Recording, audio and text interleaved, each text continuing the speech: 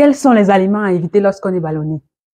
Quels sont ces aliments qui aggravent les gaz intestinaux et la sensation de ventre gonflé? La semaine dernière, j'ai fait une vidéo sur les aliments anti-ballonnement. Les aliments qu'il faut consommer quand on est ballonné.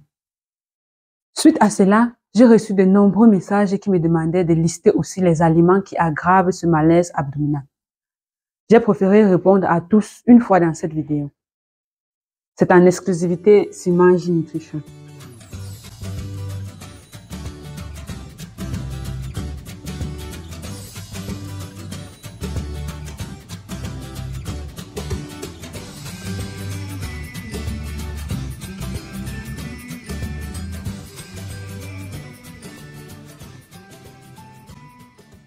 Bonjour mon idéaliste, je suis Cyriane Madon, ta conseillère en nutrition tropicale, spécialiste du ventre plat pour les femmes minces ayant un ventre ballonné, toujours à la recherche de sa perfection physique, et je t'amène dans mon voyage.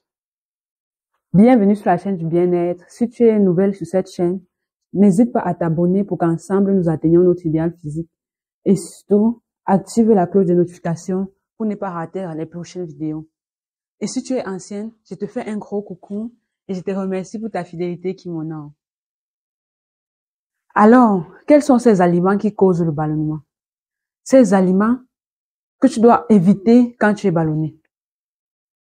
Avant de te les citer, il est important pour moi de te rappeler certaines choses que j'ai développées en détail dans les précédentes vidéos.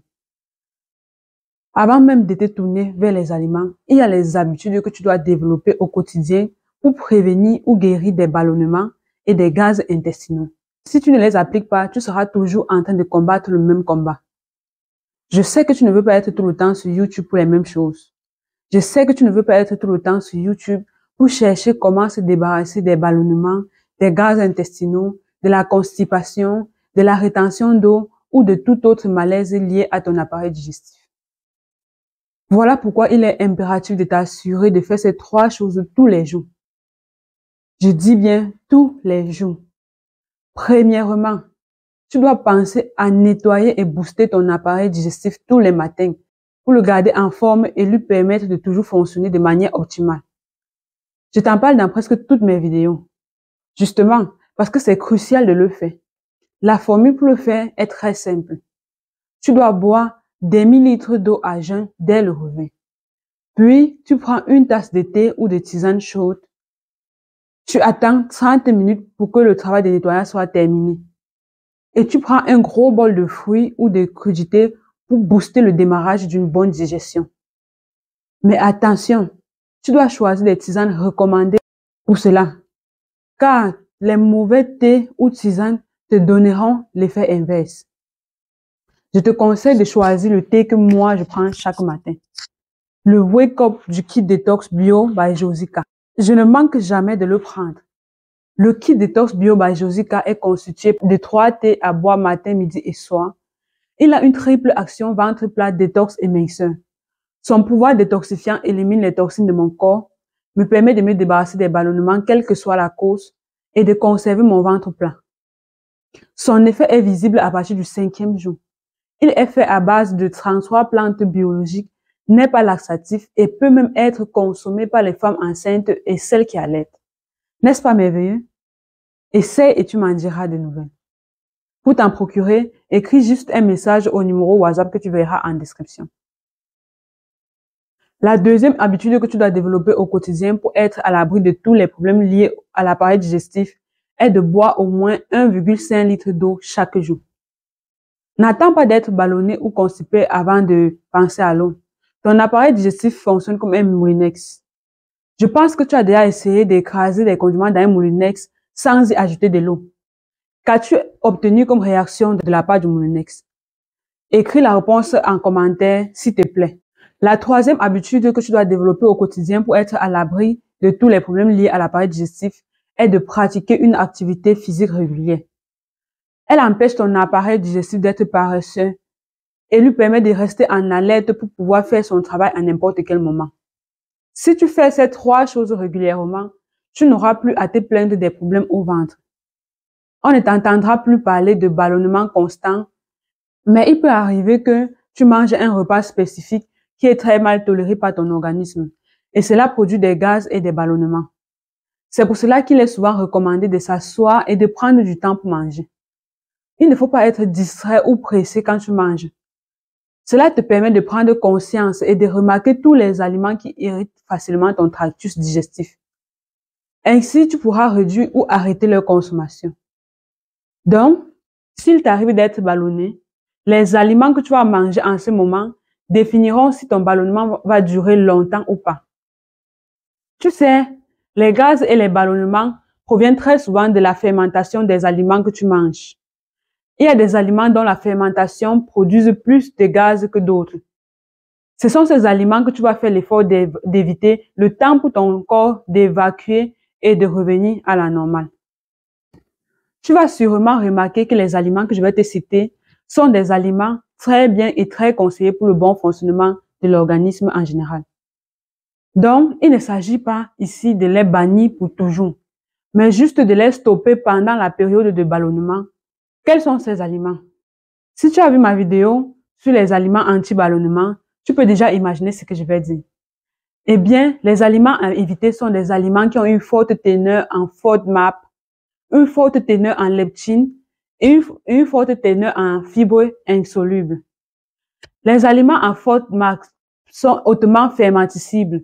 Ils sont de la famille des glucides et des carbohydrates. Quand tu es ballonné, les aliments à FODMAP deviennent comme des bonbons pour les bactéries de tes intestins. Ils nourrissent fortement le microbiote intestinal et ceux-ci produisent encore plus de gaz. Les lectines, quant à eux, sont des protéines toxines créées par le règne des végétaux pour se protéger naturellement contre les prédateurs. Ce qui fait que l'excès des végétaux contenant des lectines peut être nocif et causer des ballonnements. Tu peux être sensible à certains plus qu'à d'autres. Donc, tu dois prendre la peine d'identifier parmi les aliments que je vais citer ceux qui te font souffrir et les éliminer ou les réduire de tes plats. En ce qui concerne les fibres, il faut savoir qu'il existe deux catégories de fibres alimentaires. Nous avons les fibres solubles qui se dissolvent dans l'eau, donc qui sont très digestes et qui sont métabolisées par nos bactéries. Et nous avons les fibres insolubles qui ne se dissolvent pas dans l'eau. Elles peuvent rester intactes dans tout le tractus digestif et causer des ballonnements. Donc, malgré qu'elles sont excellentes pour notre organisme, elles doivent être réduites ou arrêtées pendant la période des ballonnements. Tu les trouves principalement dans la peau des fruits et des légumes.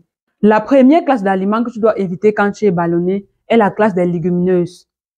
Cette classe contient des haricots secs, des lentilles, des pois chiches, des petits pois. Il y a aussi la classe des oléagineux comme les noix de cajou, les amandes, les pistaches, les graines de sésame, les cacahuètes, les noisettes. Si tu veux absolument manger ces graines, il faut les tremper au moins 10 heures et les rincer après. Et dans la classe des céréales, il y a l'orge, le seigle, les maïs foncés, le blé et ses dérivés. Donc, quand tu es ballonné, évite le pain, les biscuits, les gâteaux et tout ce qui est fabriqué à base du blé. Fais aussi attention aux produits laitiers contenant du lactose et aux produits laitiers non affinés comme la crème glacée, les fromages frais non affinés. Pour les fruits, consomme-les en dehors des repas. Évite surtout la peau des fruits. Quand tu es ballonné, évite les fruits comme les pommes, les pois, les mangues, les cerises, la nectarine, la pêche, la prune.